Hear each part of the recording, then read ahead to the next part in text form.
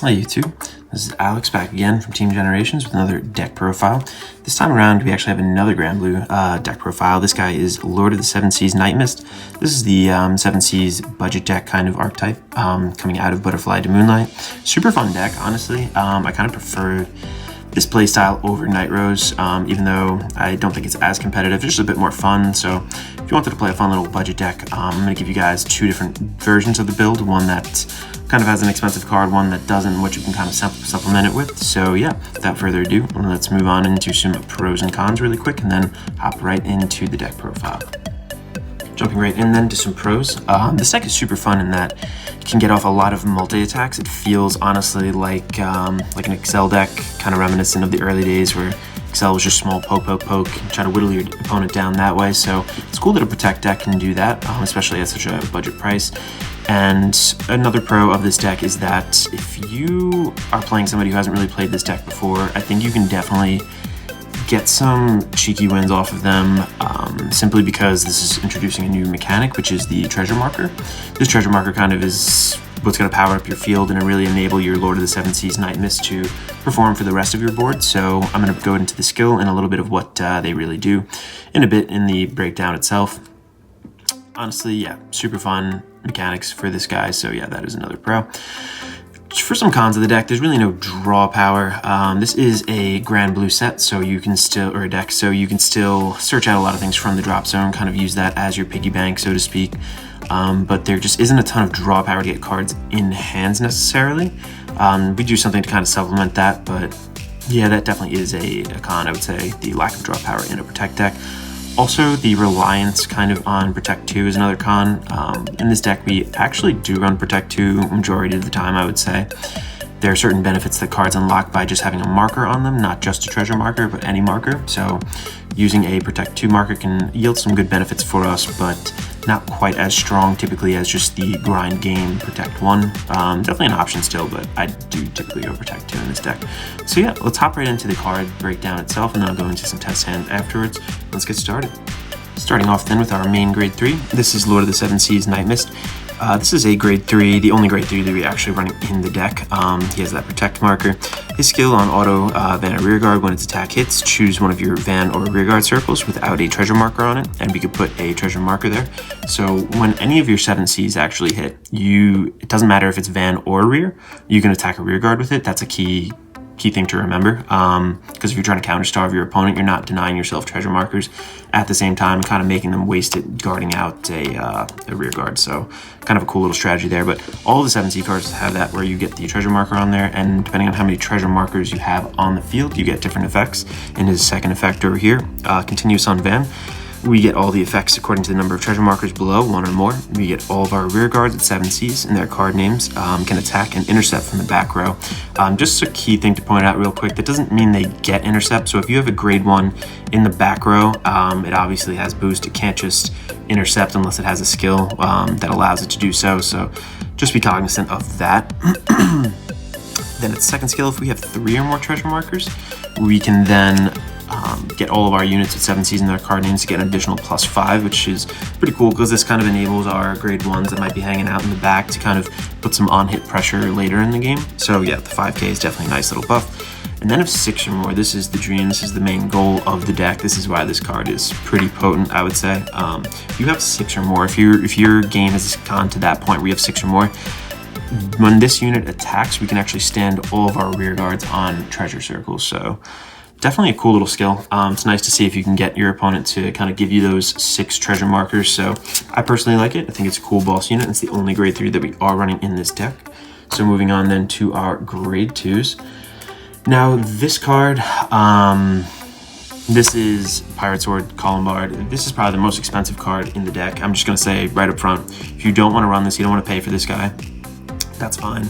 You can supplement this with Negro Lazy. I'll go over his skill in a minute off the top of my head. I'll see if I remember. But this is Pirate Sword Columbard running at a 3 of. His skill on Van or Rear is when placed, we get to counterblast 1, search our deck for up to 1 card, put it into our drop zone, and then shuffle our deck. And then we can call 1 card from our drop zone to rearguard circle. And this ability can only be used by a card with the same name once per turn. So I'm only running them at a 3 of. We kind of don't want to run a ton of non-7Cs in this deck because we're really looking for those treasure markers. Our whole strategy kind of rides on, can we get 6 of them? But this is a super key card just to kind of get whatever pieces that we need out onto the board. Maybe we can extend our plays a little bit, get more into the drop zone, whatever we really need. Cardfight is a super nice card. And again, if you don't want to play him, you can play, I believe it's like Witch Doctor and Negro Lazy. When placed, I believe it's on place. I'm not 100% sure off the top of my head, but I think he calls back a grade 0 from the drop zone. This is kind of good because we do play a grade 0 in here that is pretty beneficial to have back out. It's not really good for us living in the drop zone, so I'm running this guy at a 3 of, and again, you can swap that out with Negro Lazy if you wanted to. Moving on to our next grade 2, another non-7Cs grade 2. This is, I think, the only non-7Cs cards that we run in this deck, these two. This is Captain Nightmist. Old card, but on rearguard circle, when placed, we get to counterblast 1, call 1 graded 1 or less card from our drop zone to rearguard circle. If our drop zone is 10 or more cards, we may call regardless of the grade. Now, we aren't running Skeleton Sea Navigator, so this is kind of, you're kind of looking to get that grade 1 out. It's hard, honestly, to get 10 cards if you're not constantly milling from the top of your deck, which is still possible, but it won't be as possible as early on without Skeleton Sea Navigator, which we're not running in this deck. So I'm running this at a 2 of just because Cardfight's skill is once per turn. If there's really something in the drop that you need, this guy can also help supplement that. Moving on then to our next grade 2. This guy is super nice, very important card. 7C's Master Swordsman Slash Shade.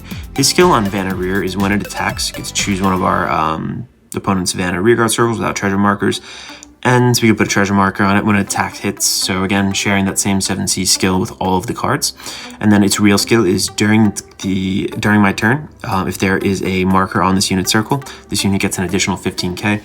So this is kind of what I was talking about before. If we have a Protect 2 on this guy, not only does it get the extra 5k from the Protect 2, but it actually gets the additional 15k there. So unboosted, this guy can be 29k, just like that.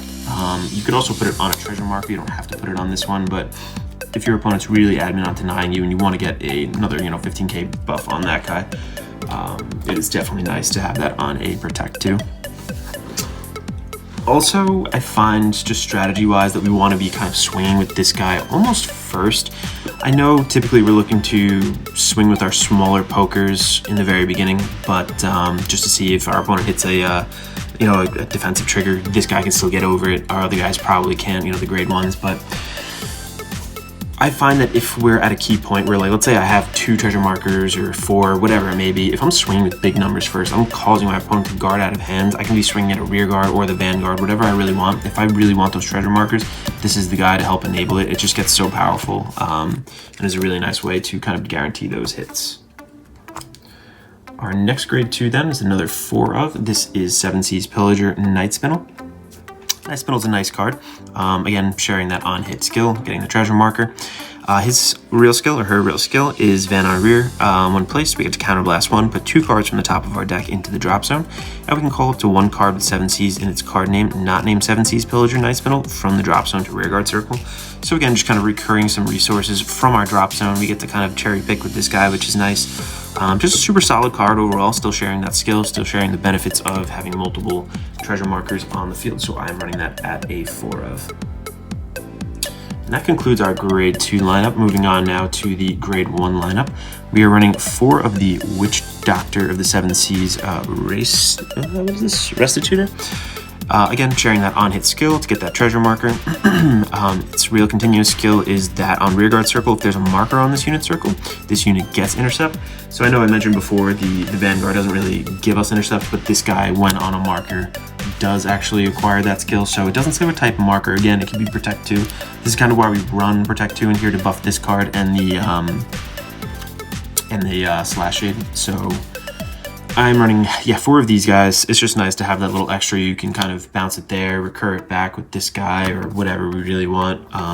There are definitely tons of ways to kind of get your cards back from the drop zone. So having that extra 10k body on field, being 10k shield on field, still be able to block and boost and swing is definitely nice. Next up, we are running, 4 of 7 Seas Helmsman Nightcrow. Nightcrow's a pretty cool card.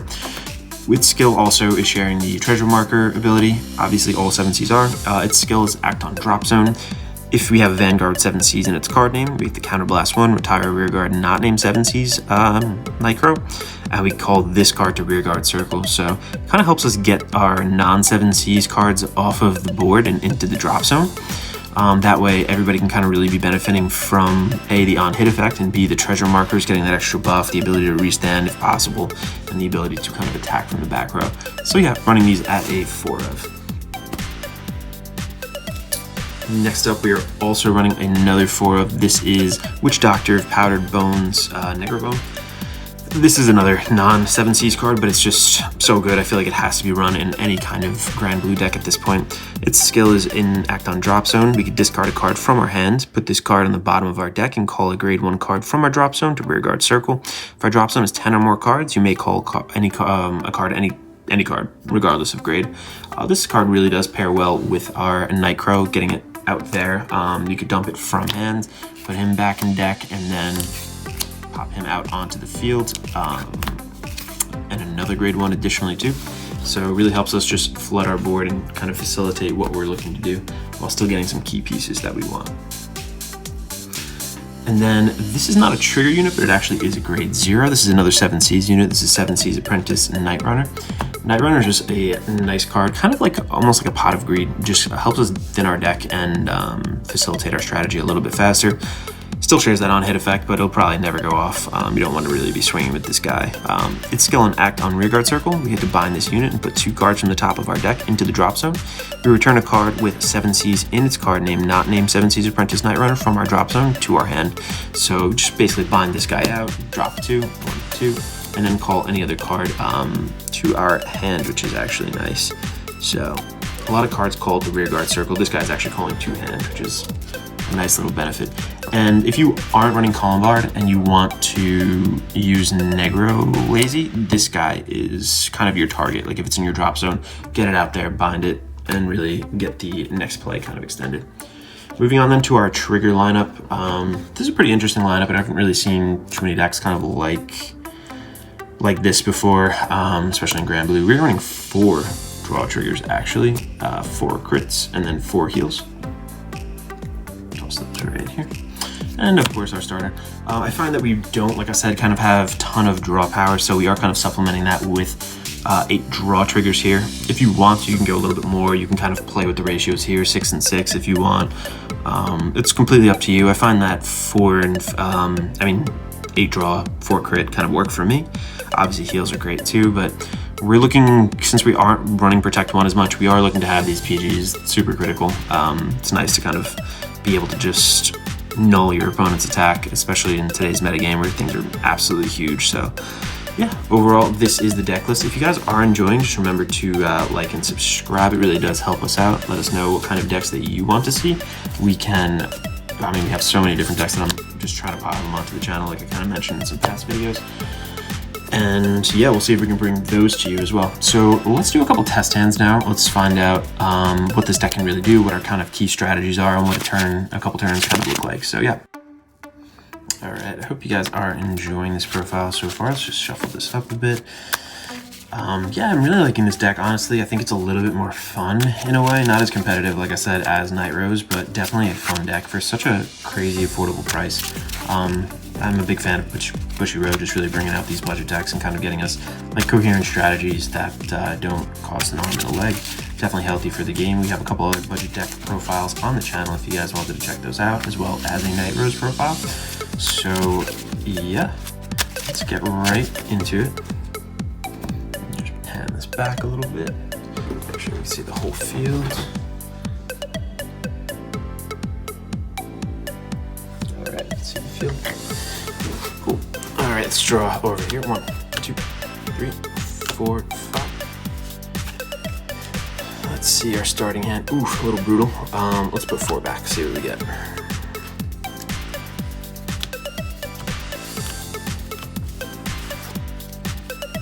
All right, sometimes we win, sometimes we lose. Let's see what we can do with this.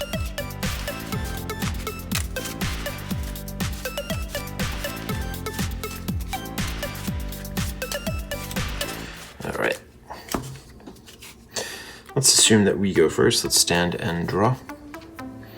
Alright, since I have two of these guys, and since he can do something in the drop zone, I'm going to call him out. Yep, and that'll kind of just be our turn. Draw for that ride. Alright, over to our opponent. Let's assume we take a damage. Boom. Draw a trigger. So let's shut everything else off. Alright, now it's our turn. Let's see. Let us... I think I'm actually going to ride him just to get that on-hit pressure with that... yeah, just to get another treasure marker.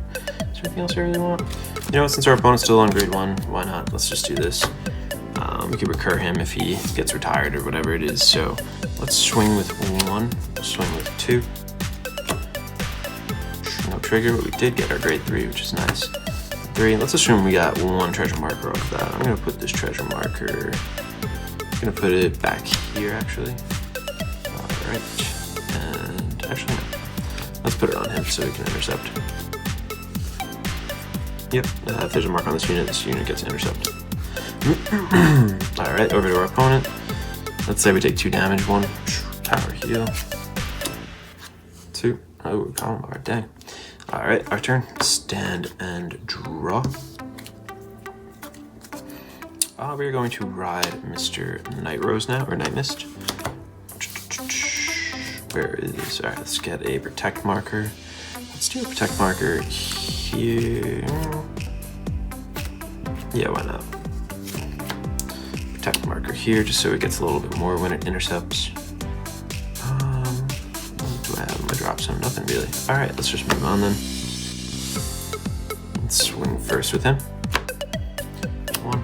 Let's give it him. Let's say that PG that too. Swing with him. Swing with him. Let's just say we got off 2 treasure markers this turn. I know it's not super realistic, but it's not super unrealistic. Over to our opponents, let's say we intercept, we guard 2 things from hand, and we take, we'll take a damage. Oof, needed that card. Alright, now we stand and draw. So we're not running a lot of, we're not running any grade 3 searchers actually in this deck, which it's not terrible because they're not 7Cs cards, but they don't kind of, it doesn't help us really facilitate our strategy too much. We don't really need them, but it is nice to have it so that you can rewrite into a grade 3. Just no room really in this deck, especially with those grade 0s that bind out. So let's do this. Let's call him. Let us... No, we don't have anything really in there. Let's go...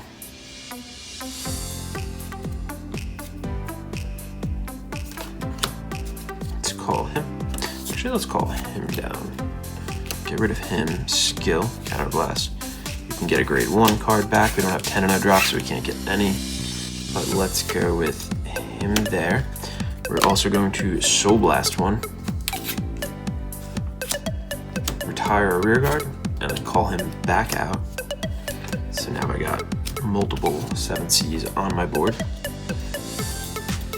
And since we can attack from the back row, let's just put him down.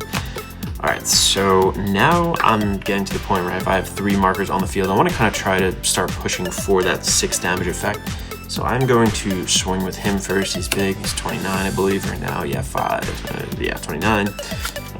We have 3, so everyone gets a +5, 13.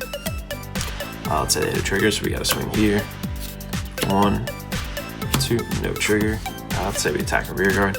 Let's say this turn we got 2. They didn't let us get that 6, but we did get 2. 1, 2. Alright. Over to our opponents. Let's say that we took 1 damage, 2 damage. Let's just say we were able to guard out. Guard. Where is she? Guard. Or actually column bar we're gonna guard with. There we go. Alright, our turn again. Let's see, can we reride? Draw of Destiny? Not today. Alright, no problem. So it kind of sucks not to have multiple of him, so we're going to try to search him out. We're going to place her down. Counterblast 2. Dump 1, 2. We didn't quite get one, but what do we have in here? We have a 7Cs that I can bring out. Yeah, we do have just 1. There we are. Let us use... How many? 1, 2, 3, 4, 5, 6, 7, 8, 9, 10. do have 10, 11. Let's go use Negrabone. We're going to discard a card from our hand. We're going to place him on the bottom of our deck. And then we get to call a grade 1 from our drop zone to Rearguard Circle. If there's 10 or more, it can be anything. So let's actually use him. We'll go here.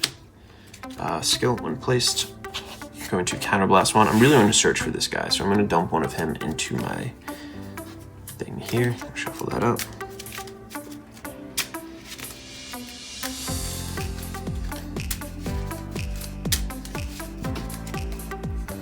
Going to call him then to Rearguard Circle.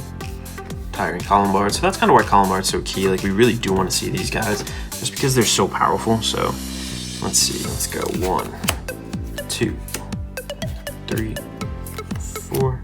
Let's say it finally hit. Here we go. Here. Swing. 1, 2. No triggers, but we are going to actually restand, and that's kind of the goal that we want here. We have 6. There's a 6 marker. We have 6 markers. These guys stand. That's kind of what we're going for. The trick is if you can really whittle your opponent down. There really is a lot of strategy involved with knowing when to attack rear guards as opposed to your opponent's Vanguard. Your opponent's rear guards are not always there they're always not readily available to be guarded, like super not priority or whatever it might be.